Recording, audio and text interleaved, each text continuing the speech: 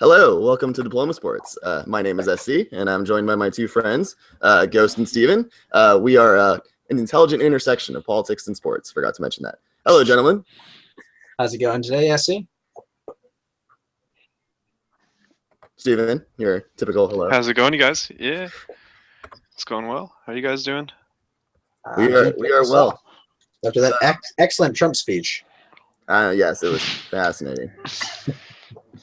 Just to give a little behind-the-scenes look, our little arguments before our pre-taping were pretty passionate, so I think this should be a good conversation. Today, we are going to discuss space exploration and the exciting sort of fun stuff that involves going into space. We'll touch on all those stories and then kind of look more broadly at spending money, what is worth it. We'll look at the administration's current changes to taxation and spending and all of that fun stuff. But first, Ghost, why don't you tell our fine folk who's listening how to find us?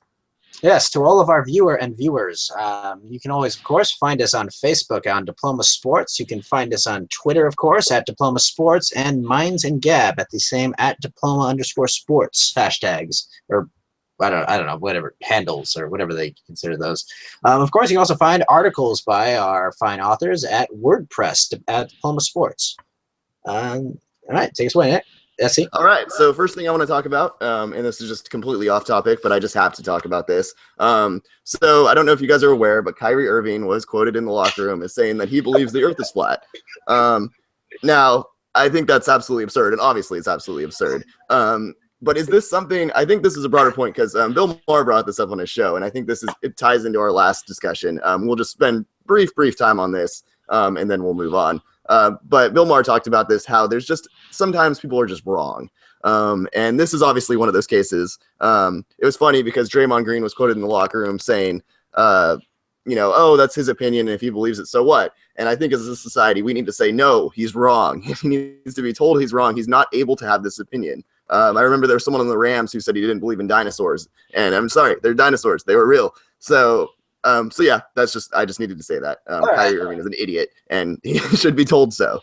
Okay, so I'm going to completely disagree with the assumption that he should not be allowed to have this opinion, because I think the best way to expose bad ideas is to hear them.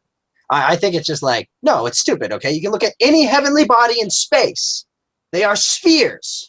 They're spheres, okay? It does not make sense that the Earth is some kind of flat circle in the middle of a galaxy of spheres, just the way gravity works. Okay. Well, no, but it's so absurd. But isn't the problem that what if you dumbasses listen to that and all of a sudden go, "Oh, that might be true," and then just because they have that opinion, it becomes valid. That's my whole point. Is this things get out of hand? Fake news gets out of hand.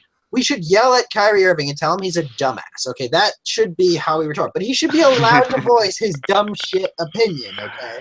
Okay, fair enough. He should, but I think I don't know, and I didn't watch exactly what he said, and I think it's ludicrous to think that the world is flat, but I think that there's a point to be made about how maps actually project the world. I don't know if you ever saw the West Wing clip where I know exactly what you're talking about. The map committee comes in and basically says that the way the world is portrayed, even north and south, creates a top and bottom mindset, and that's taught to school children, that the continents should be much in different locations and sizes. I don't know how, again, West Wing was a little bit ago, so I don't know if maps needs a revival.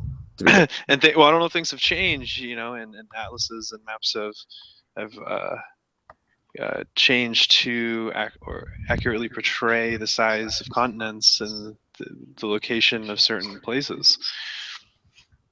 I don't think it's a matter of like just minutia like that. I think I don't think if you made the continents the appropriate size, it would fix this kind of like misapprehension about science. I think it's kind of something deeper than that. Right, but I mean, it's like not be able to make a micro correction. I just don't think that like just making these adjustments will, fix people making dumb ideas. I mean, I think the way Well, no, but I think Steven's point is more about a narrative. The whole narrative that the northern, like Europe and the United States, is above. But I actually it goes to what SE says about Bill Maher being when something's wrong, you have to say it's wrong. Well, if the globe is wrong, and it has the example they made in the clip was that Germany is located towards the center and should be much further north. Alaska is way too big. Africa should be much bigger. All of these small little things, and so the globe is just, it's wrong. It's not how it should be portrayed. So, yeah, and I think that's funny because I didn't expect this conversation to turn to imperialism and those natures, but I mean I think that is connected to that. I mean, who wrote maps and who created maps in the first place. No, all of that is a relevant discussion, but I have a crazy conspiracy theory why I think Kyrie Irving is doing this. Oh, okay, please. I think he's trying to get like a free SpaceX flight to make SpaceX have to prove to him that the Earth is, a sphere. This is in the back of my mind. Like, if I was a crazy rich guy and didn't want to pay for a space flight, how would I make it so they would have to send me into space? So Elon Musk is just like, screw you, I'm sending you into space to prove that you're wrong, kind of thing. I have a theory that he's trying to pull something like that because, he might just be stupid, but I mean, that's not the craziest thing I've ever heard. Like, I put more stock in being point guard, I think there's a whole subreddit called it's like bullshit artists or something like that, where you make stuff up to see how far you can get. And LeBron might just be sick of all the attention being on him, so this is a way for Kyrie to take the heat for a night, and so that they don't have to talk about LeBron and whether he's leaving next year or something like absurd like that. Yeah, but it just this is like okay. At least with people like denying evolution, you can at least say, oh, you can't verify, because the fossil record's not complete. And it's like, no, there's enough of a fossil record to make a reasonable assumption that evolution is generally an acceptable way of explaining how we've developed. But like with this, it's like, no, we can we have cameras in space. Well, yeah, just think how complicated that sentence was that you just said right now. The whole, you're like, I agree with you. Evolution is pretty undeniable at this point, but you have to kind of say that on multiple levels. For certain say it's a fact, but I can with a very reasonable degree of certainty say that I find it as an acceptable explanation for the development of life on this planet. Because whereas you can say the Earth is not fucking flat. So question: How much money do you think Kyrie Irving is worth? Can he afford a SpaceX flight? Oh, I'm sure he could. The two people are paying. What was it? They actually haven't quoted the exact amount. Someone said it's a $10 million ticket. Other people quoted it to be over $100 million or more. And Elon is trying to send two folks up on his Dragon 2 spacecraft at the end of 2018. So he's announcing it 7 months prior, or 7 quarters prior. Yeah. To going, yeah. So almost 2 years. I wonder who's on the short list for that right now, because maybe it is Kyrie Irving. Maybe it's like, Elon, got an extra seat. All right, well let's move. I think we've touched on this subject enough. Let's talk about space travel. So that was the big news, is that Elon Musk is going to send there's two big stories, right? No, Elon's story is the small story, okay? The big story is the 7 possible planets, right? You seem to know, you probably know a little bit more about this than I. So Ghost, why don't you go ahead and talk about it a little bit? So I haven't looked too much into it, but essentially it seems like the general outline that I've understood is that we have found 7 possible life-bearing planets in a solar system nearby. Dude, and I mean, this has huge implications for possible future human development and possible solutions for the future. Like amazing things you could do with a planet. So can I fill in a little bit of detail and background to it? Yes, yeah, go ahead, Steven. So about in May, NASA found 3 new planets in the TRAPPIST-1 system, and right now they found 4 others. It's 40 billion light years away. So to put it now, that would take millions of years to get to. So what's exciting is the discovery and the advancement of telescopes and science in this quest, and this newfound, like the first time ever we've been having these breakthroughs of seeing the solar system, but it's still not really tangible yet. So it's a good hope towards light at the end of the tunnel, but the tunnel is extremely long still. So what they found is 7 new planets orbiting the TRAPPIST-1 sun.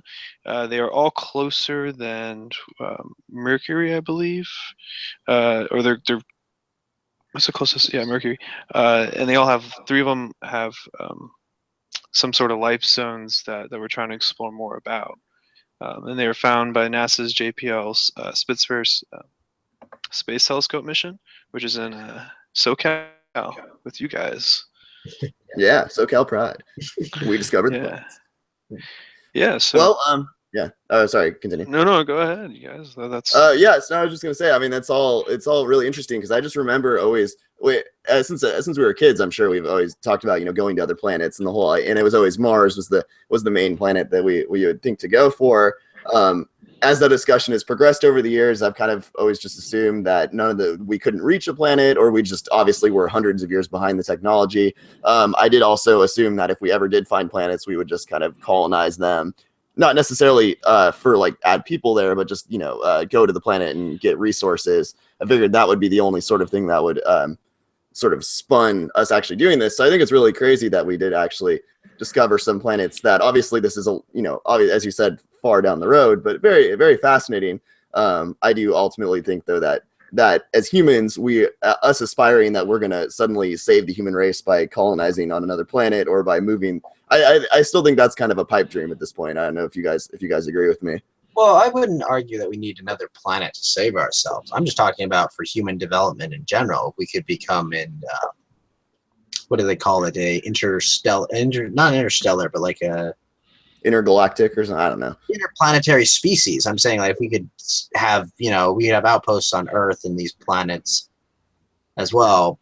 Aside from just being resource extraction. Now, granted, as far as I know, there's an old equation that says like it goes through like the likelihood of finding a life-sustaining planet, and it's like this absurd equation that just it's like the odds are like they probably have like 10 if we're lucky life-sustaining planets that could support life just on their own. But the important thing is that's just for ones that naturally support. Now, ones that are in like this Goldilocks kind of zone, we could possibly terraform if we put enough development into that process, which then would be very useful. Well, and I think this is an interesting thought about religion in general, because I'm curious what this does to the state of religion, as far as, because I always feel like the idea of us having this is the one planet where life is available, and the crazy odds of there being life on this planet is why a lot of people point to intelligent design or something of that nature. So I'm curious if you think this changes that as all too. Well, I don't think that'll change the minds of anyone who's truly faithful, unfortunately. I don't think that matters. They'll just say, oh, look, he designed another planet for us as well. Oh, how wonderful. One of the exciting things, though, that space does, and again, this solar system it would take us millions of years to travel there, so it's not quite tangible. In our lifetime, knock on wood, maybe we can live forever. But what it does is space pushes the science to its extremes.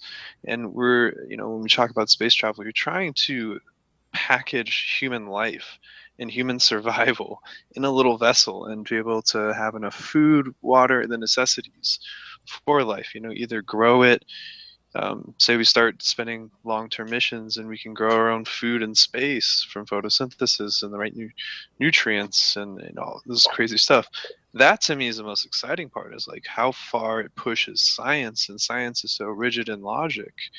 There's no opinions. There's no this or this. I don't know, man. I've seen some of those climate change studies. There seems to be a lot of opinions coming out based on feedback loops that were impossible. You had to get it in there. Well, I think new information is going to constantly change. Economists change their opinions all the time according to new data. So I'm not saying that opinions won't change, but when it comes to like cold hard facts about how gravity works and how certain laws of nature work, and what the agreeable, someone might say, oh hey, there's there's enough water here on the planet. So I was like, well, your calculation's wrong, there's only half that amount. And you can go back and forth on the metrics, but they may not disagree that there's some water there. right? So that's where I'm getting at, is like the debates are very logic and methodology, and you're pressing critical thinking onto people Well, to and I think really that's solve challenges we've never seen before. Go I ahead. think that's an interesting point because if you look at just during even the space race with the Russians, I mean, correct me if I'm wrong, but I feel like that was one of our biggest steps forward innovation wise on all different fronts. I mean, even though we were essentially just trying to compete with Russia, I feel like that spurned innovation in a lot of ways. It kept us as Americans inspiring. My friend, shout out to my friend Nico, he fights for space travel like no other because he views it as something that as a society, if we're that's sort of nationalism that's useful. It's that's what makes us better, is us as a country or as a world even just working together pridefully to try to explore the unexplorable. So yeah, I think that that's valid. For me, that would be the reason to have it, not necessarily a real tangible goal of getting resources or traveling to another planet or something. Just the whole innovation running through our blood kind of thing.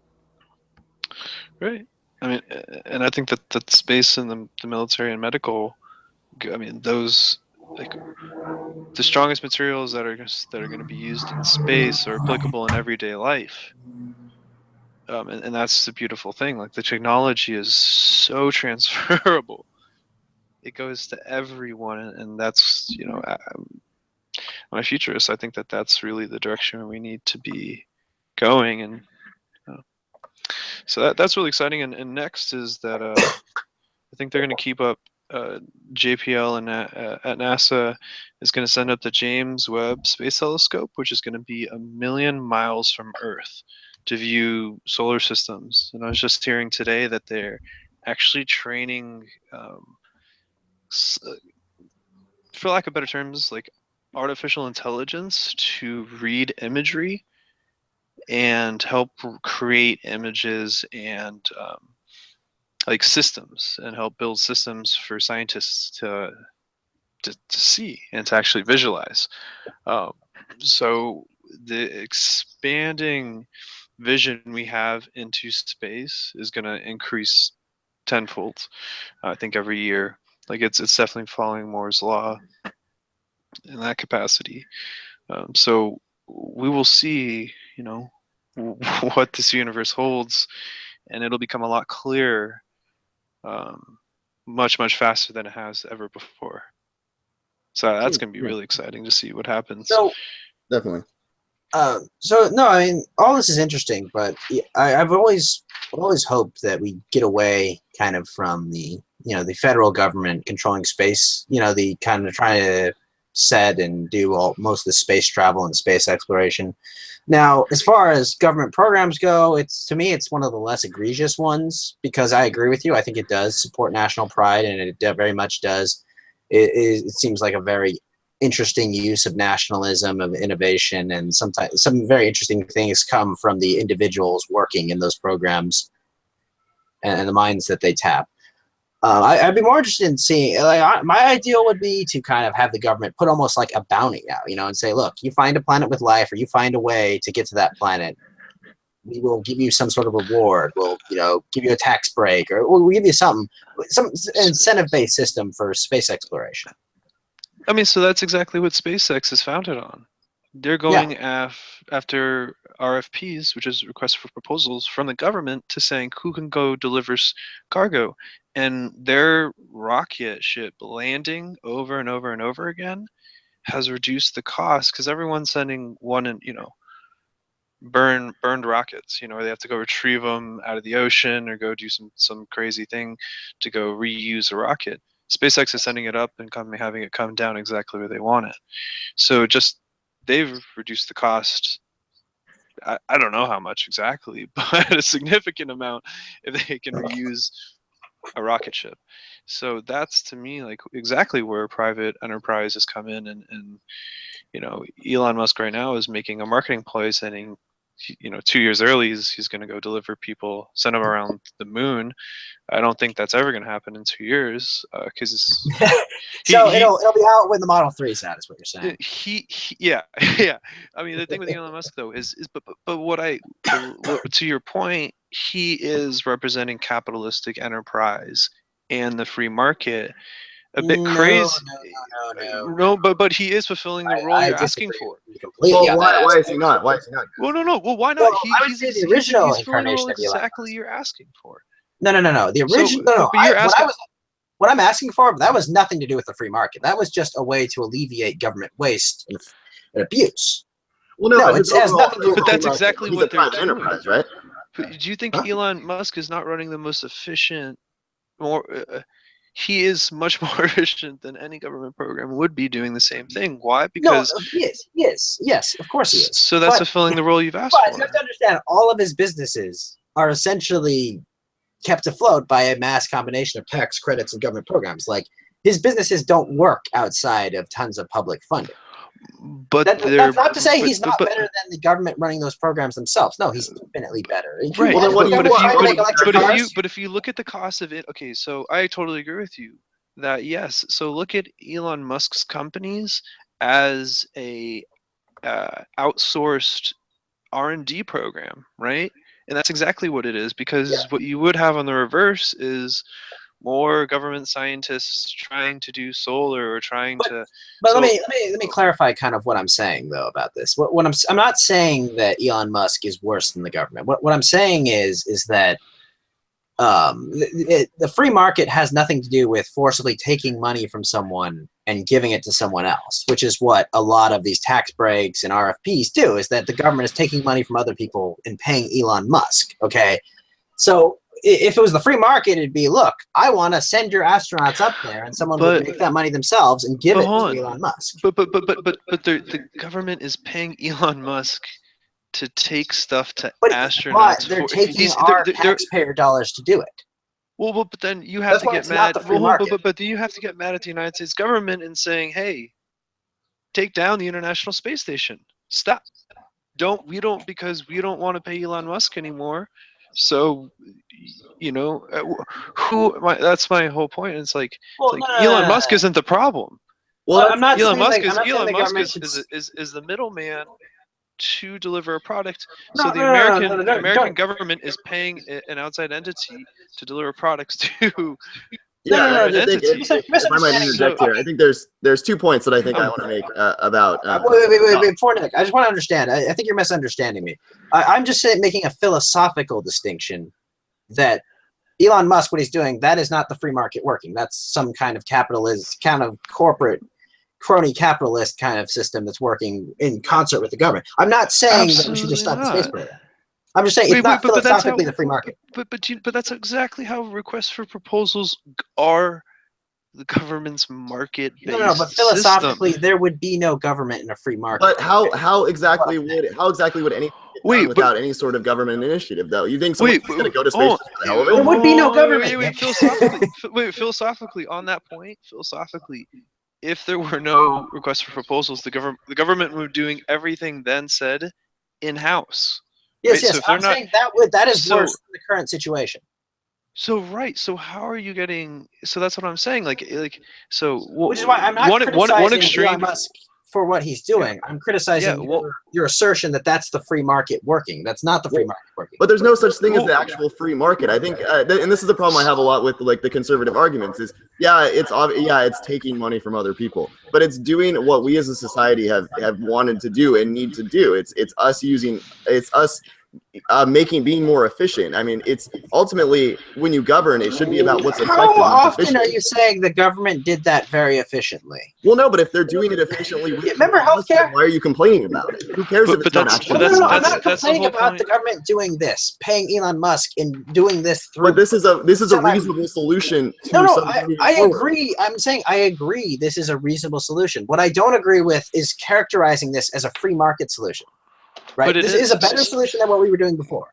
But this is not a free market solution. We're out in education. It's the same. Education research was the same thing. The Department of Education or various states would put out proposals and saying, "Hey, we need someone to come in and create test questions for 50,000 students, right, in 12 different grade levels across the state.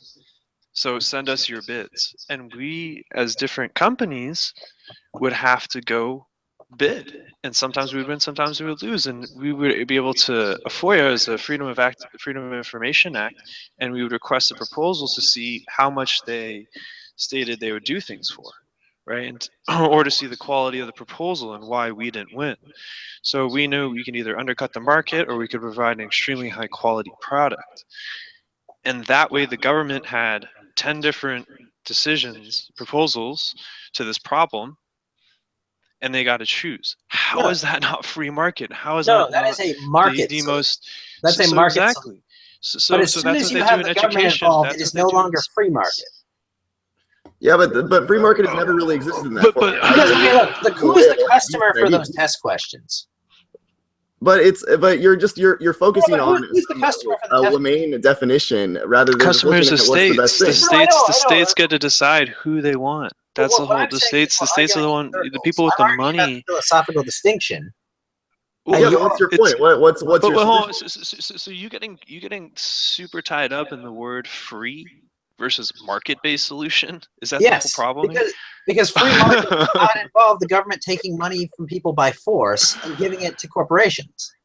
Ghost gets really mad when you mention something that's not a free market. That's a free market, not a free market. No, I'm trying to explain the definition so you can understand the philosophical underpinnings of what. Yeah, but free market is like saying like perfect society. I'm not going to argue that like where the funds of this so whoever's buying it, I don't where the state funds came from. To me, it doesn't matter if that was tuition. Okay, private universities, Harvard hires researchers to partner with them on certain projects, nationwide projects that they want to conduct, right? So they'll do the exact same thing. They're a private enterprise, and they'll still put out RFPs to go to the market and find their solution. I mean, so I don't care that where the money comes from, and you can. Harvard got $5.5 million in federal student loan grants. So my my goodness. So my I'm saying it's a bad example to go to private university because how do you even know that? I just Googled it. It doesn't matter. I mean, so if you want to go into like the nuances of like what exact pot this money came from to bank account it came from to pay for it, I'm not getting there. I'm just talking about the solution of going just like market based and multiple options, right? I'm not talking about how the purse was made, right? And the purchaser, I'm not talking about what money they're spending. I'm just saying how they're spending the money is in the most market based solutions, right? So you can argue about the collection of that money, which I'm not here to discuss, and that's a whole tax discussion, right? Yeah. And how we fund certain projects. That's I think I'll agree with you. This is why I agree with this. I agree with this policy of farming these out to private companies to run them. I think that is a much better policy than having the government manage it themselves. But expand on your ideal situation, because I want to understand what your world looks like where we do space exploration without the government's help whatsoever, whether it's funding private or anything. What is this vision of space exploration where there's no in a free market? Explain that to me.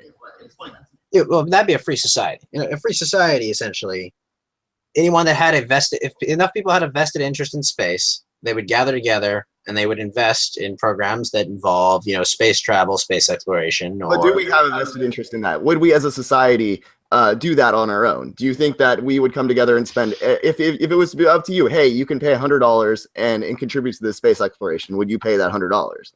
It's possible. But most likely not if you were living on a fixed income, right? Fund NASA and our general space program, even with a big brother in charge. I'm just curious how this looks, because you're saying that this isn't how you would like it. But honestly, my answer is no. I probably don't know how it would work. Well, that's ultimately my problem with libertarians in general, is they have all these ideals but don't actually know how to govern. And I think that this is a very But I think if enough people got together, someone could come up with a better solution. And a lot of ifs there. I think that the broader point is that. So your solution is tearing families apart for stupid laws. That's your solution. I mean, but do you know what grants RFP requests for proposals essentially say? That hey, there's a problem and we want you to address it. A grant is giving money to someone and saying, here's the problem, address it how you will, right? So there's a whole difference to just giving away money versus buying a product from someone. And that's exactly what an RFP does. It is.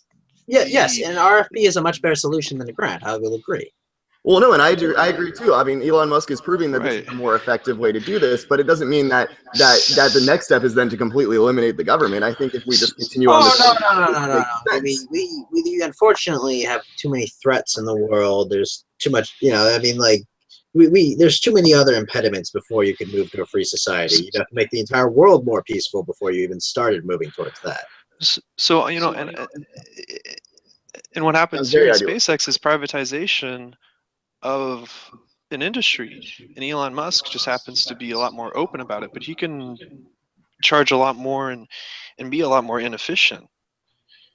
When so I think that on Elon Musk to, by the grace of God, to help us all out with space exploration, essentially. Well, I mean, but just in any capacity, I think that when you look at it, like when the government has money and decides to address a problem, to then just say, here, we want to solve this problem, we're now requesting the bids for it. Not everyone has the capacity to do it, but those who do submit their proposals and the government gets to spend on that. To me, that's the wisest way to spend money. Now, what was Solyndra? Well, I think that was a grant program, because I did a little work on that when I did the evaluation on Elio Motors. But I think it was like this type of grant that one or two companies got, and because Solyndra failed, no one's gotten it since. Yeah, I think about it. I don't know though. But I think more broadly, and I think just looking at all of this, I mean, I certainly agree with Steven's proposal. I mean, and this is someone I'm obviously okay with, if we're going to say that this is something of value, which I think it is still debatable whether we would actually want to spend money on this. And I think that kind of ties both of these points together. First, I think that Elon Musk is doing this very efficiently, and I think that this shows this is a good way to do it. But I don't think we as a society, if it was up to us to foot the bill and it wasn't just through taxation and the representative democracy that we have, I don't think that we would actually invest in space programs. And I don't think that in your free society, we would ever actually have a space program. I think that you need some sort of this national presence. You need NASA to be discovering things to encourage the American people to be involved in something like this. Ghost, do you have a rebuttal? Because I mean, I just have a question about spending. Here's the kind of the way I look at it. Like right now, we as people, we're all kind of separated into our tribes, right? We're Americans, we're Mexicans, we're Canadians, we're French, or we're Europeans now, as they're trying to, amalgamate them there over in the European Union. What if we were just global citizens? What if it was, there's no one that can come kick down my door and take stuff from me by force? What if that was the generally agreed upon rules that a society ran by? Isn't that kind of the generally agreed upon rules that we have already, though? No. Government can kick down your door any day if you break some minute rule that they've set, any rule, or one you might even know you're breaking, right? We have this. We live under this, and we're kind of united in either our support for the tyrant that we empower, or we're united in opposition in places like Syria, right? It just seems so. This just seems such like a utopian, like crazy.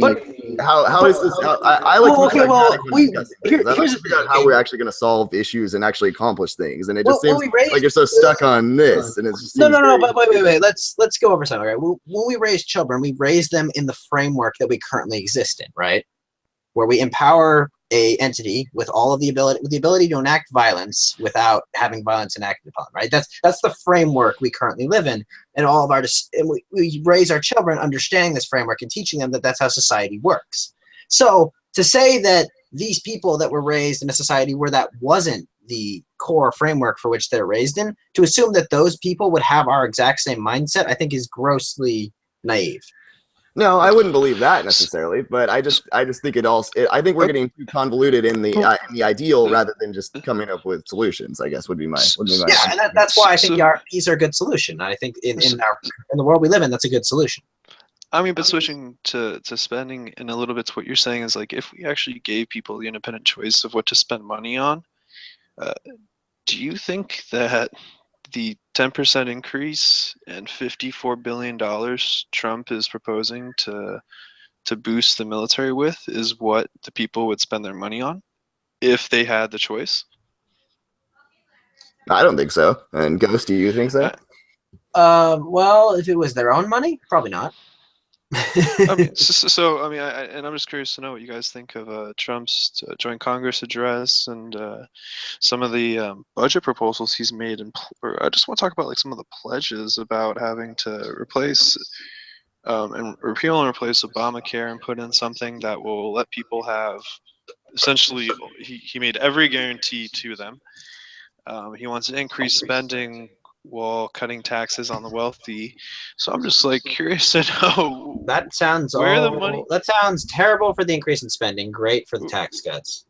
I'm just curious because this is the whole, just like backtracking a little bit historically, and then and Ghost, actually, I'll let you comment on this first, but I just as a little background as far as what I'm generally gonna say about budgeting. I mean, we got into a huge deficit problem. If you look at presidents and looking at deficits and increases and eliminating the deficit, you had Reagan, a big deficit.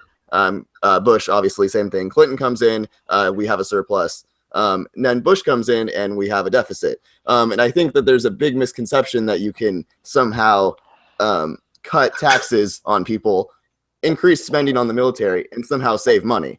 Okay, so explain to me, Ghost, how exactly that works. Okay, so let's go back to history, okay? Yes, they raised spending a lot. And no, I don't agree with that spending. But where did the structural problems start? The structural problems started with FDR.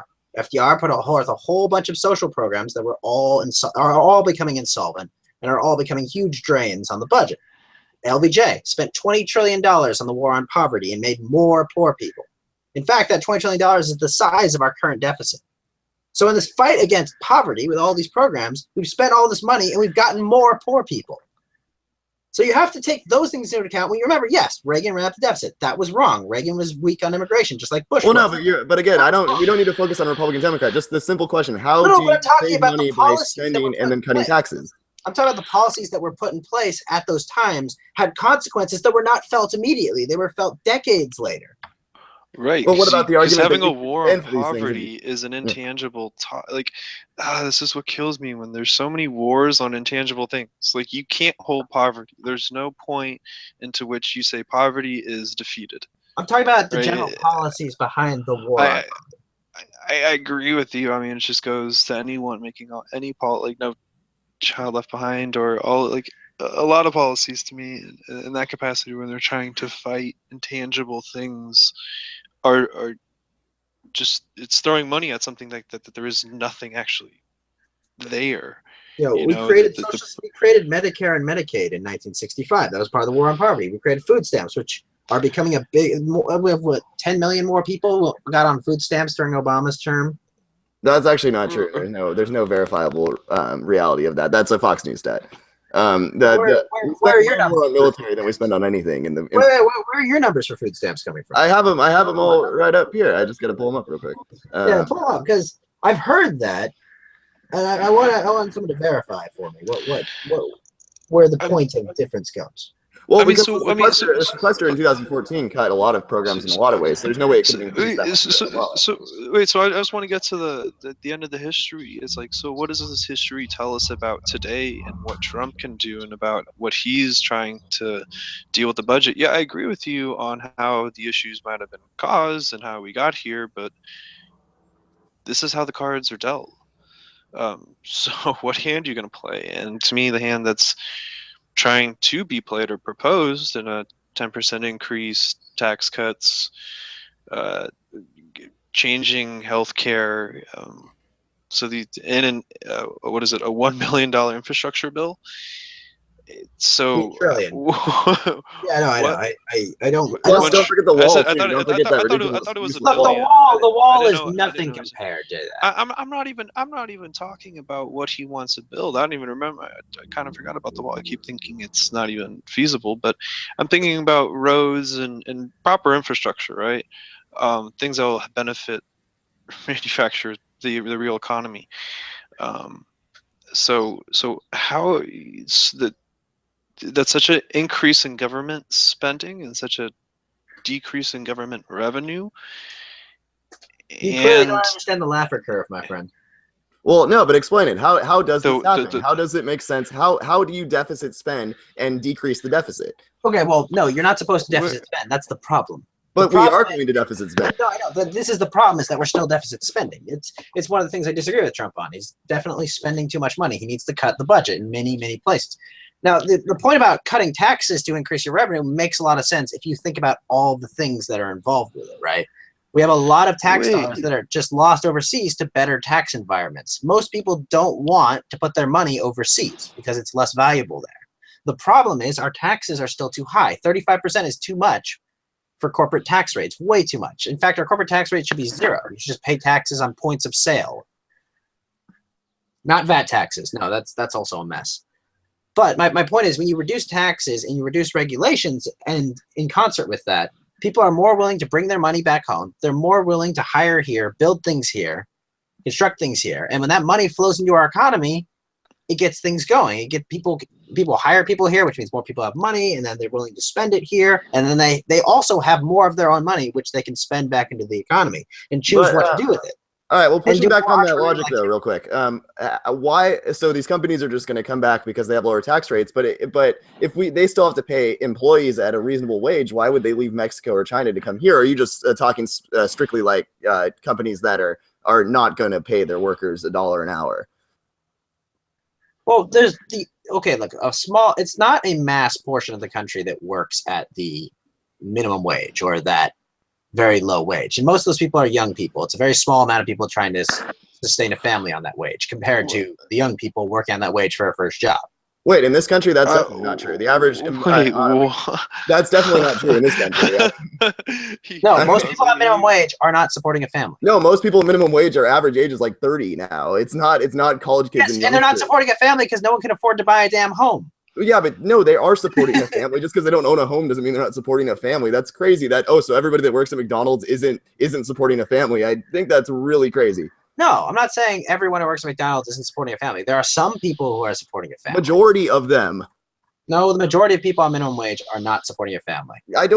Again, as someone who's never worked in minimum wage, I don't think that's true. What are you talking about? I've worked at minimum wage for 2 years. Well, we don't need to discuss. What are you talking about? I worked at minimum wage for 2 whole years. You worked at I worked at an investment bank for minimum wage for 2 whole years. I worked from 5 in the morning to 5 in the afternoon. Okay. At an investment bank, though, that's not. Yes. I'm just saying. Investment bank. Again, that job is a nightmare. We're getting mixed up on the point. The broader point is, how is this going to work? That doesn't make sense. The numbers just don't add up. Sense. People, if you have more money, you're willing to spend more money. That money is more valuable being used in the economy by people who are making direct decisions on where economic value is gained, rather than giving it to the government, who will waste it through their agencies, waste it through the IRS. Isn't that just going to put more money in CEOs' pockets, though? How is that going to put more money in the average American person? Yes, it will put more money in CEOs' pockets. But you know what it will also do? It will put more money in the average American's pocket. But trickle-down economics has been. It'll put more money in the small businesses' pockets so they can expand more and they can compete with bigger companies and therefore cut into those bigger CEOs' profit margins and create lower prices for everyone. It seems like a fairy tale. But higher taxes are a benefit for the super wealthy. You have a lot of faith in rich people to suddenly become generous. They're a barrier to entry. No, they're not going to become generous. They're going to get outcompeted by smaller players that are now able to be more nimble and fight better. Big regulation and high taxes are good for big business. They are what allow them to charge higher prices. Now, why is it always big business that's lobbying against them? Why is it always big business that's the reason that these things are going away? Why then is Trump in favor of all of these things if so-called big business does not benefit from regulation? What big businesses are in support of cutting? Well, they're all in support. They're all the lobbyists that are paying on Capitol Hill to have their voices heard and their influence rained upon the American people. It's not like middle-class people are lobbying for this. Okay, I see. You can have 2 outcomes where both are a positive outcome for you. Explain. Okay, so there are 2 outcomes, right? Big businesses get a tax cut, right? They get to keep more of their money, right? Mm-hmm. They get less competition, so they can charge higher prices. You don't cut tax. You get more competition, they have to charge lower prices, but they're still taking home more money. Now, you don't cut taxes, you have less competition, you can charge higher prices, you have more of an advantage there, you're keeping less of your money, but you can charge higher prices, and you have more power there, and you can still sell your products overseas as well. So it's a win-win scenario for them either way. All right. Well, I understand how it works in theory. I get what you're saying, but it explain to me how this is not, you're not making assumptions here that certain things are going to work certain ways. Because I feel like every time you've looked at history, every time income inequality has only gotten worse under conservative like policies like this. Under George Bush, income inequality soared, and it didn't seem to income inequality is not a problem, first of all. Second of all, let me ask you something. If there are two products, income inequality is a problem. No, it's not a problem. But let me ask you a question. So, if there are two products that you value the same, right? You think that like they're both equally good, and one costs $1 less. Which one will you buy? Well, you're going to buy the one that's less, obviously. Well, $1 less, right? Yes. That's it. That's all you have to understand. Okay, if you can compete with someone, you can bring down the price that they can charge. If no one can compete with you because there's too many barriers to entry, guess what? You can charge a higher price because you don't have competitors. And people are willing to pay you more because there aren't other options. No, and I mean, I get that. I understand it. I'm just saying practically, how does this actually work? Because our government has failed at every avenue to find proper tax cuts. And then they always get rolled back years later.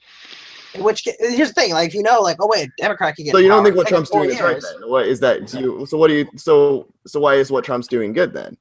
Because he's just doing the same thing that all the other Republican administrations have done before, and spending a lot of extra money. Good? Why is cutting taxes good? Are you asking? Well, no, but he's also spending it. I get it. If you were going to say cut taxes and also cut spending, he's wrong about spending too much money. He's wrong. He should not be doing that. But how? He should not be doing that. However, I understand the calculation. I understand. It's a political move. I'm pretty sure of that. But how exactly does this work?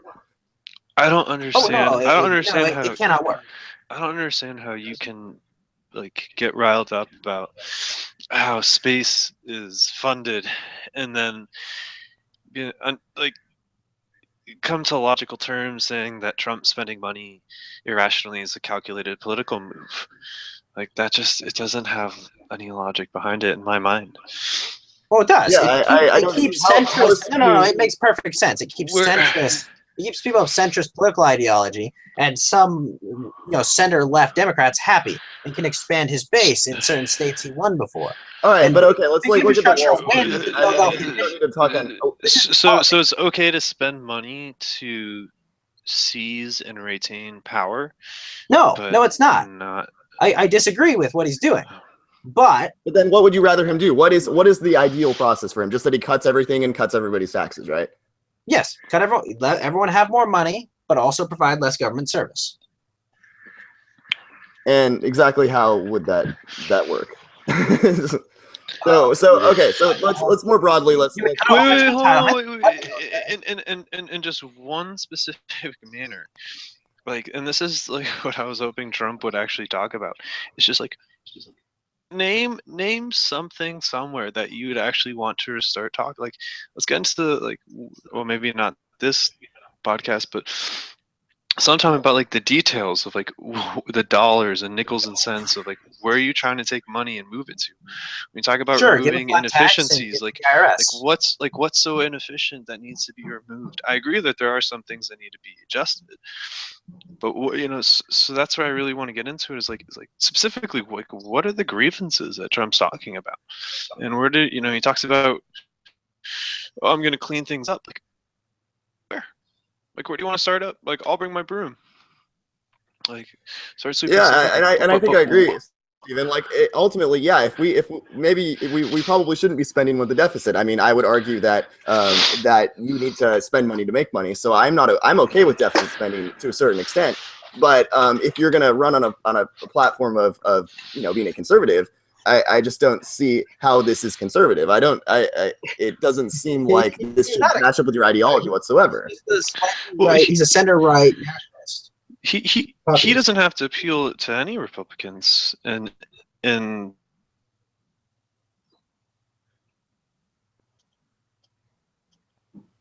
you kind of broke up there, Stephen.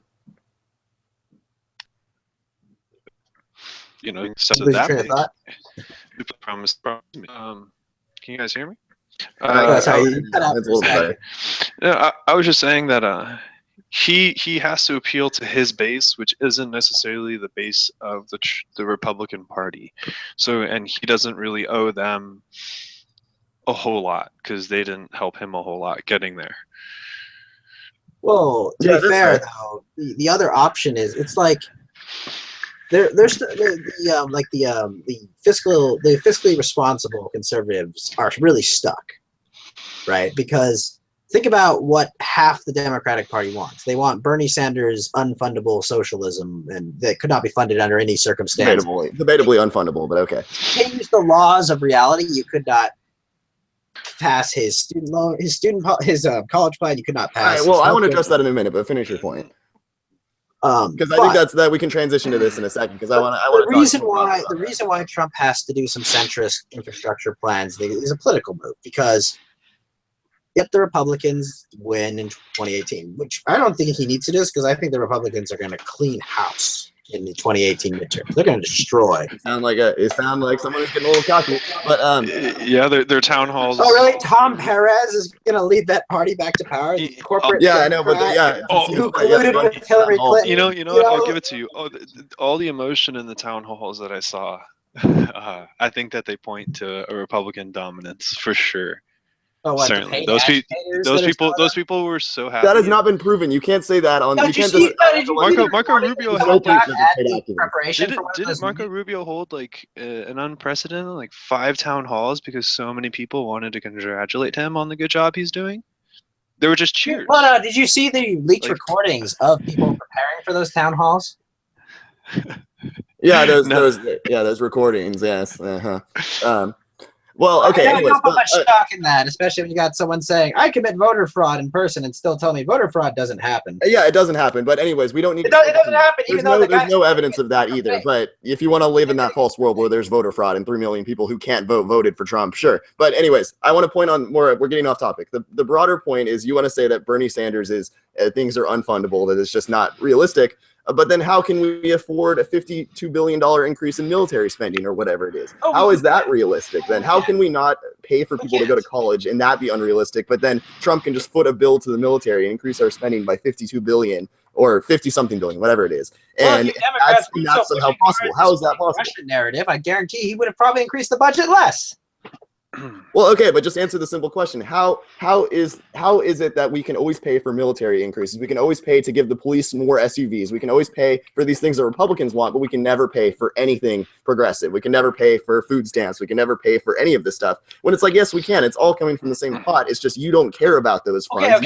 Because you have to realize what's tangible and what's not tangible. Well, here's the thing, though. If our military is not properly funded, the world could literally end. But we're funded we're funded more than 12 of our allies combined. The top 12 people that are funded, we make more than all of them combined, and most of them are our allies. Why do we need to spend this? This is the least conservative thing that conservatives ever do, is spend money on the military. But let me finish, okay? The military does not have the same corrupting influence that welfare programs have on individuals and on their actual their work effort. Okay, it does not have. There's no proof of that. That's an the opinion. military is so societal damage that welfare programs do. Military contracts are same requests for proposals, and only if so. For example, in education research, there are about 5 or 6 nonprofits that can do nationwide or huge state research things, and we go head to head time and time again. So it's the same thing with military operations and private contractors. I remember hearing that like a can of Coca-Cola costs like $36 or something ridiculous. Don't quote me on an exact price, but it was outrageous in Iraq. It cost $1 billion just to move the whole team there. Costs an extraordinary amount of money. No, it is outrageous. That's why I don't like the government controlling things, because they can't control costs at all. So that's where they don't have to control costs. Is the problem. So to me, it's being more intelligent with economics than it's saying, okay, military force. Sure, I think everyone will always be afraid of the United States military force. That's, to me, no question about it. Of the strength and tactical ability to execute missions to the highest degree. So it's not necessarily about how many numbers, it's how strategic and strong we are. And if we then spend that money in saying, hey, well, instead of bombing you, we can then give you aid, or we can help use that money or create a trade agreement where we buy materials from you or something to benefit your economy and benefit our manufacturers. at the same time. Whatever. So to me, the whole thing is that the dollar can be used. The dollar is a much more powerful weapon than converted to a bullet. It can be converted into so many other things, and to only think that the dollar can be used as a weapon in the terms of a bullet is silly. It's like it can be used. It's so much more powerful, and it can be used in so many other ways that are so much more effective.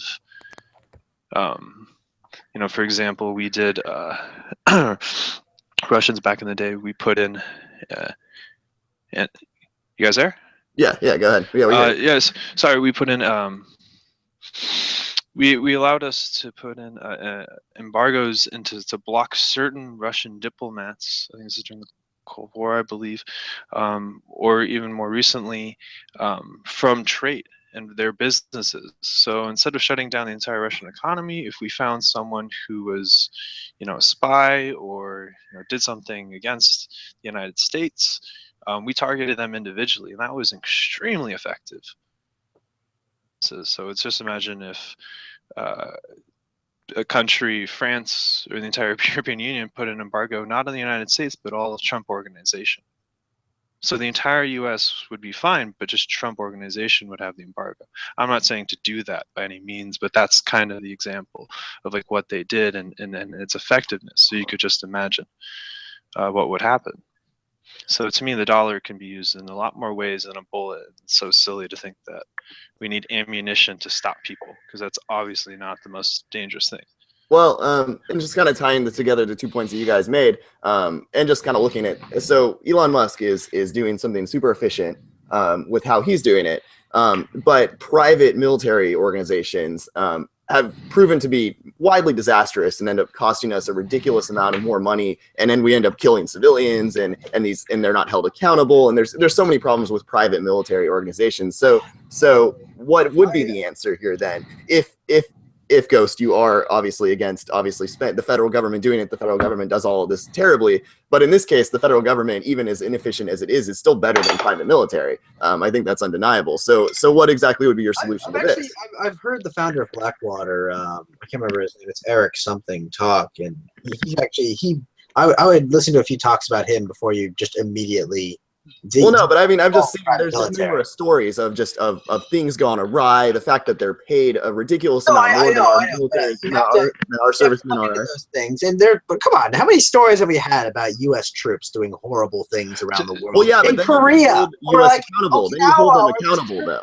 Thrown out of the country because some guy got drunk and had his way hold a with corporation accountable the same way you can hold a country accountable. It's not a war crime if a private military firm does something in the same way that it is if the United States does it. There's different protections. There's sanctions that can. You're just speaking all on a bunch of stuff I think is nonsense. I think this idea that there are war crimes is nonsense. Sorry, if you're at war with someone, you can do whatever you want to them until your enemy is defeated. I think that's how war is supposed to work. I think that's absolutely insane. That's how we won the war against Germany. Okay, we beat Germany because we said, using the nuke was not right. We weren't right in using the and in Japan we weren't right in using the nuke. In Germany, no, we need to be better than that. You still can kill somebody honorably. You don't need to be better than that. You just have to win. You don't must. When we were fighting Hitler, we didn't care about the rules. We won. I fundamentally disagree with that. But that's why we haven't won a war. But wait, we didn't just win. That we didn't assassinate every prisoner of war. We bombed civilians. We destroyed homes. No, I agree. Like we might have taken aggressive tactics, and I'm not saying our hands are clean, but to say we ignored all rules is then to just say we ignored humanity. And I don't think that the United States at times disregarded some civilians. Was like, yeah, if we can bomb 60% Nazi bases and have 40% probability of killing casual civilians, yeah, go for, I'm not here to talk about nuances, but like for example what you're saying then is like we shot every prisoner of war instead of bringing them to a POW camp. We just killed them, take no prisoners, and that wasn't the attitude. Yeah, I mean, that's the attitude of ISIS, and I severely reject the idea that we need to operate like ISIS in order to defeat ISIS. I don't think we can really defeat ISIS quote unquote. But I mean, the idea that we need to suddenly resort to waterboarding in order to, which doesn't accomplish anything, or torture. Yeah, well, I go with General Mad Dog Mattis on this, of course. If he says waterboarding doesn't work, I'm going to take his word for it. And I think Trump is taking his word for it as well. The logic of torture doesn't make sense. Yeah. So if you inflict enough pain to somebody, they're eventually going to tell you what you want to hear. It's not hard to say, I'm from ISIS. My cousin recruited me. Please don't kill me. Like, it's not.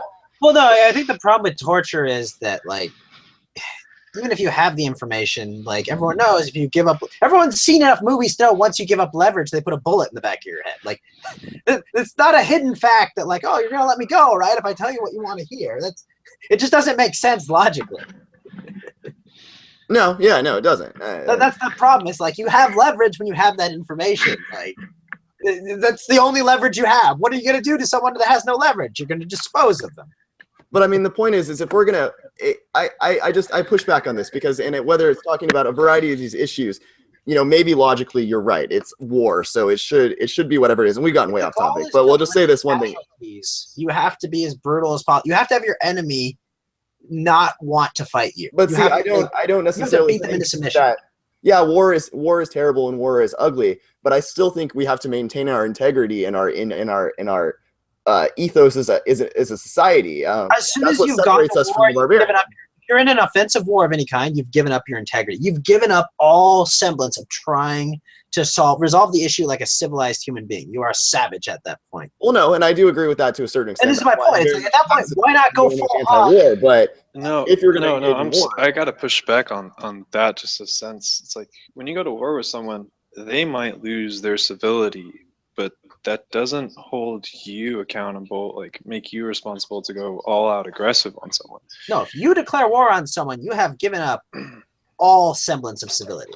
You are a monster. Right, but that doesn't. So millions, possibly millions of people to die for your actions. No, and but what if that's to kill him? I agree with you, but that doesn't mean you. Just because there's a war criminal doesn't, you hold them in court, you hold them accountable to their actions. You don't just shoot them on the spot. You don't, if they're beheading, you don't lower your standards. Yeah, just to go weird analogy, but that's why Batman doesn't kill people, because he's better than that, because he's not the criminal himself, because this is why Batman is not the answer to end more violence. This is why his villains always escape. One, it's great for the comics. Two, it's because he's not willing to go that far. You can't be the hero. He murders everybody. Due process is important. We are a civilized society. Due process needs to stand. There needs to be certain levels. While obviously it's still barbaric to bomb somebody, it should be best that, we don't bomb hospitals, because why would you just bomb a hospital that no soldiers and no military are in? Now, if you can prove that military is in there, it's a different story. But if you can't, there could be some. And it's obviously clear that we don't hold everyone to trial. Like, if we know that there are people against us, like, yes, we will go kill them. Like, that's what the whole military is for. That's all the casualties. That's killing Osama bin Laden. We didn't go put Osama bin, shoot him with a tranquilizer and bring him to court. So they say.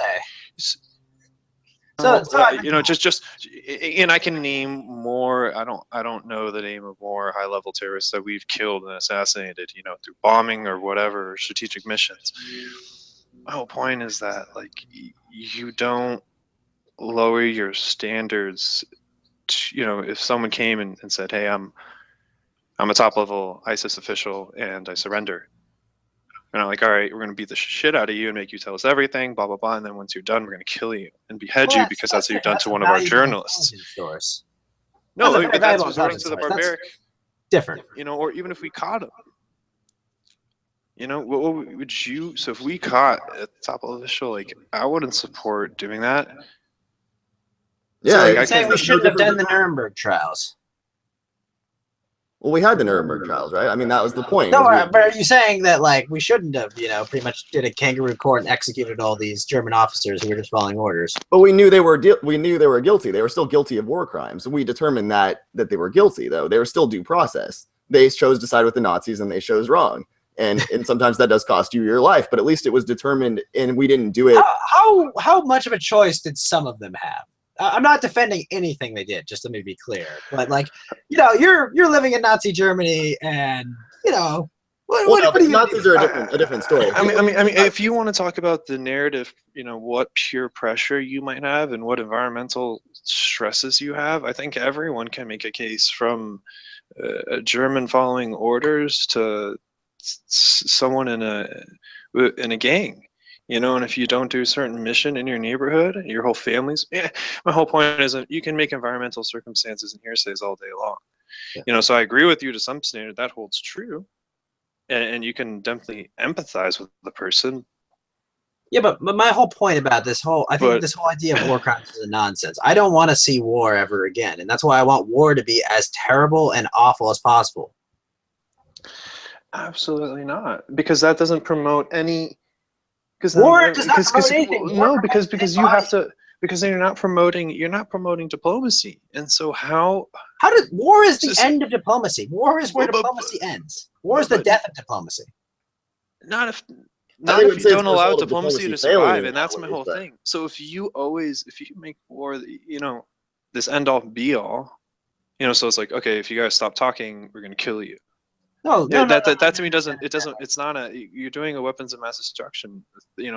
I'm saying obliterating the other side. War on someone. I'm not talking about conflict. Conflict is a whole different thing, and there's plenty of ways to resolve conflict. But once you're saying I'm sending troops on the ground in your country to take you down, you kill everyone in your path. You kill their families. You leave them genetically barren for generations. You do whatever you want to that country until they surrender. Okay, that is the moral action.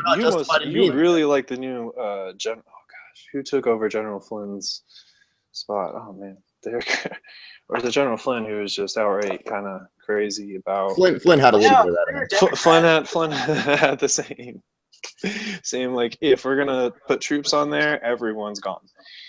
We don't take prisoners, type of thing. Yeah. I think ISIS is a perfect example because they're essentially like a street gang. They don't care if they die. They're at that point. They don't value their own lives. So I don't think you can reason with those. But that's the whole thing too. Then don't ultimately, if we responded to ISIS by just blowing up an entire city in Syria that we knew they were in, just obliterated and nuked it. Why not just wouldn't we just make more enemies than actually solve anything? Yeah. So then why would we do that? The idea is to subjugate them, to make them fearful of you, to make them. But they would never be fearful. ISIS will never be fearful of us, no matter how many of them we kill. Well, then good. They can be dead. Well, yeah, but we won't ever kill them. I can have them hate me as long as they're corpses. That's the whole problem with our interaction in the Middle East in general, and just kind of loosely going back to the budget. This is why I don't think we should be spending this much money on these wars in the Middle East, and I think we can stop. We can still stop at this point and still get out, and I think that's a false narrative that we have to stay there to get rid of ISIS. I agree with you 100%. I think we should be getting our hands out of the Middle East. I think we shouldn't get too involved. We should just say, sorry, Saudi Arabia, you're on your own. But if we are going to do it, and I'm obviously opposed to using drone strikes, if we're targeting specific people and we're not targeting hospitals and we're not, that is still, there's still a difference there, and there's still something to be said about trying not to kill civilians, not being the main goal, not just saying we're just going to carpet bomb everything, and then that's just going to make more enemies. We're not in open war with the country of Syria. That's why we don't need total warfare in Syria. But there hasn't been a country that's declared war on another country. So okay, let's look at Vietnam. Because Vietnam is, I think, a clear example of why this would have been terrible if we had just obliterated all of Vietnam. They would still be suffering for years, and only half of the country was at war with us. Well, so we're going to bomb the whole country because half of the world. We were at war with the Viet Cong and the North Vietnamese. We were not at war with the South Vietnamese. That's why that's a different scenario. But if we're going to get rid of communism in the area, bombing that entire region, the northern region, would not have gotten rid of would not have destroyed communism. It would just have made more communists. It would have made more people hate us because we just were so brutal. And why would you ever root for that side? Why would they root for the other side? Because the other side wants bread lines and wants to subjugate the entire country and put dissenters into re-education camps, okay? There's a little bit of a difference. Well, no, but it's still, compared to just blanket bombing, it's still not. I would rather be put in a re-education camp than my entire family killed because because you're a leftist and you would get out of there pretty quick. We're not. I'm just ignoring that in that comment. The whole point is that I think as a country, it's an acceptable opinion to say I want my country to represent a certain element of goodness in the world. And I think through whether it's spending on certain things and whether it's because my parents constantly bitched about us spending money in foreign countries. Like, why are we spending money in foreign countries to help people? And I'm okay with that because I think we need to, if we are really going to be this global power, we need to assert ourselves in the world and set an example, whether it's dealing with climate or dealing with terrorism. We need to be the shining city on the hill. We can't so completely just denigrating our moral values in war and just killing whoever we can just seems crazy. Well, this is the important part. We're not at total war with someone, which is why we don't have to go that far. We don't have to go that far. I mean, so you.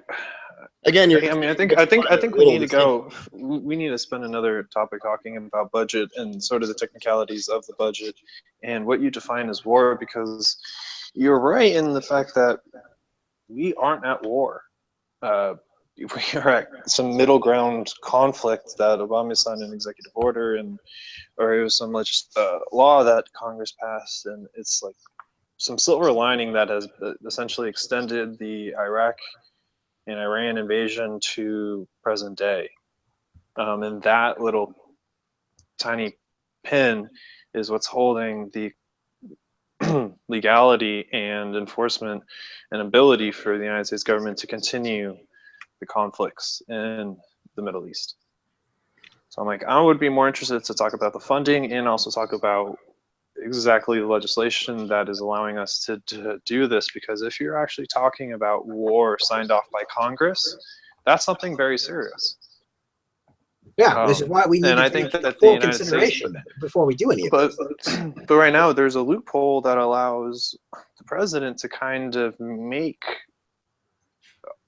military, chief and commander decisions without congressional oversight and approval. He can be questioned later, but that's after the fact. So that's where, to me, this danger when you talk about, blow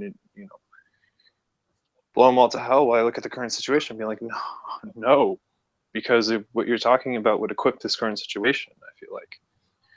Yeah, I think, so I'd love to talk about it more. I think if you guys are okay, I think I'm down to do this topic again next week, because I think I have plenty more to say on it, but I think we are getting close to our hour, a little over an hour limit, so we should probably start wrapping things up. But I am still interested if we want to get into this more, and we can I can bring more numbers as far as, because I want to touch more on the domestic spending as well, and we haven't even really addressed the whole. I don't think spending on welfare is a waste, but we can obviously still address all that later if you guys are interested in doing it. I'd be happy to have another discussion about the budget. It's an important issue. It's not going away, and it's not going to be solved in a day or not even a year, probably not even 100 years, but it's going to become a problem someday. I think we definitely need to discuss how to fix it. Yeah, I think that's fair. So I think we should probably start wrapping things up. I'll let you guys say your concluding thoughts, and then I'll say a brief send off. So unless you guys have any more major topics you want to talk about real quick. Well, just really quickly, what do you guys think of this kind of session smear job that's been going on, taking his statements completely out of context? Well, I think that the whole Russia situation with in general with the Trump administration is very alarming. And I think at the very least, even conservatives should welcome an independent investigation, because if there's nothing, there's nothing. But I really am legitimately concerned with Russia being involved with both our election and this current administration. Wait, were we just talking about the cutting the budget? Now you want to go spend a whole bunch of money? Well, no, I'm not in favor of cutting the budget. I'm in favor of spending, and I think this is something worthy of spending on. So I just don't think we should be spending on the military, but I am in favor of spending on this particular investigation. I think it's important for us as a society, as Americans, to know that just to know it's legitimate. If Trump won legitimately, then so be it. But if no one's questioning you're definitely not questioning the legitimacy of this election, right? I don't know. There may be a reason. Mr. Voting fraud doesn't happen is going to tell. It doesn't happen. That's a different question. The legitimacy of this election. I'm not necessarily questioning. I'm saying that I think it's worth an investigation, and even Trump should be in favor of an investigation to prove once and for all that there is nothing funny here, that Putin in no way, shape, or form has his hand on the American government. I mean, this is Russia, for God's sakes. Like, if this was 20 years ago and there was any sort of inkling of any country having, or any person in the United States government having any talks with Russia, there would be a full-blown investigation. So yeah, I think this merits some consideration, and if Sessions did lie under oath, then he should be in jail. Well, no, he need to know if he did. The question was obviously, was he asked about the fake dossier about Donald Trump or about the election? He said, no, I was not. He did not answer. I never talked with the Russians. That would be perjurous. Well, yeah, but again, just I'm fine with. I'll accept whatever the investigation's decisions are. But let's have a private prosecutor. Let's get a full. Republicans and Democrats need to investigate this. They need to work together. We need to know legitimate if this is true. Evidence first, and then go into an investigation. Yeah, that's what investigation there is does. no evidence. It brings evidence. That's the whole point. You investigate to get the evidence, so we know what. No, you bring evidence, and then you prosecute your case. They don't have the evidence. Well, let's see where the evidence. I think they have evidence. There seems to be plenty of dollars that would be happy to oust Trump from power. And you're telling me not a single one of them can produce evidence, but our senators and congressmen will be able to produce that evidence?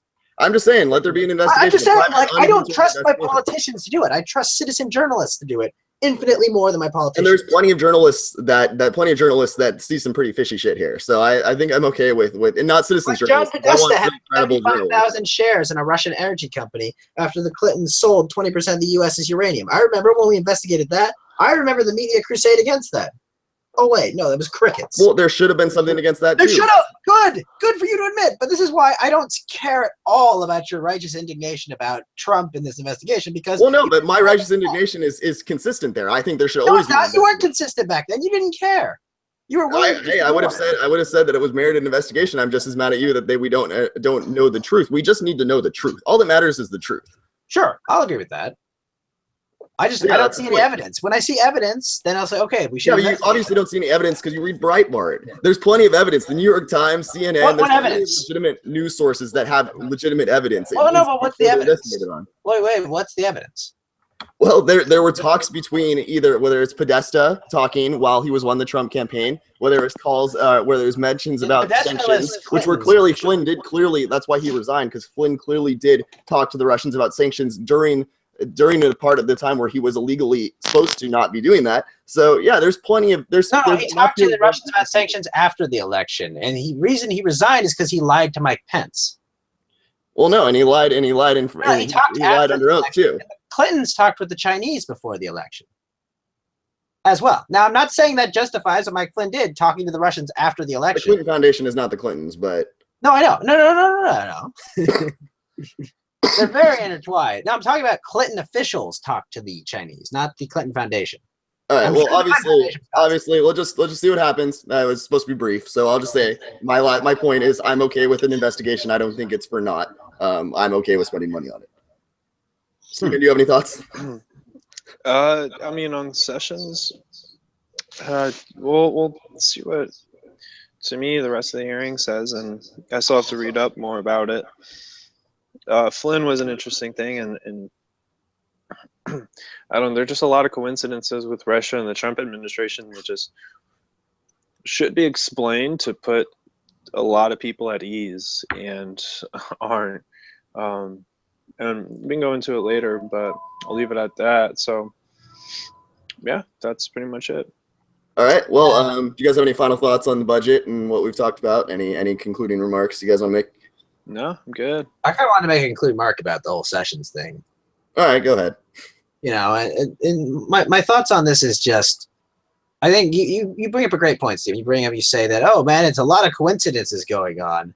And the reason you're bringing this up is because you're inundated with constant social media, all these media organizations that have vested interests against Donald Trump being like, oh, we got to put this story at the front page. Why? Because it could make the Trump administration look bad. They have a vested interest in doing this. And here's the thing. I'm happy. They're actually doing their damn job for the first time in 8 years. They're holding power to account for the first time in 8 years. The problem is they're being so insane about it that no one will take them seriously. Because when they go off on the stuff that's unproven and just pure allegations, every single one they get, people are going to stop taking them seriously. And this is going to be a problem. They're going to discredit themselves when they have a very important job in our society. That, you know, let's be fair, the people with tons and tons of money are doing a very poor job, and people that have no money and are just running blogs are almost doing as good work as them. It's sad. So I disagree with that assertion. I'm glad they're trying to hold power to account for the first time in 8 years. It's nice to see. All right. Well, fair enough. I'm not going to argue too much with what that. I do agree that media needs to do their job. I do also agree that if it turns out that they're chasing a story, that it will discredit them. I agree with both of those points. I don't want to talk anymore on the Sessions thing because you'll just argue back. So we'll just continue this. We'll just see what things unfold. I trust real journalists, not bloggers. I trust people that went to school for journalism much more than I trust us to report on things. I know you laugh at that, but I do ultimately. I still hold that I think that if the New York Times says it, I hold more weight that they say it than that Breitbart says it.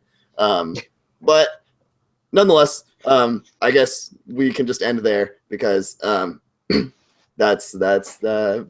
But yeah, we'll talk about this more next time. We'll focus on the budget again. We'll kind of focus in on some of the things that we didn't talk about. I think there's a lot of room for agreement here. I guess my big problem, generally speaking, is with the conservative ideology, is that I get that we need to cut spending. I get that the deficit spending can be a problem.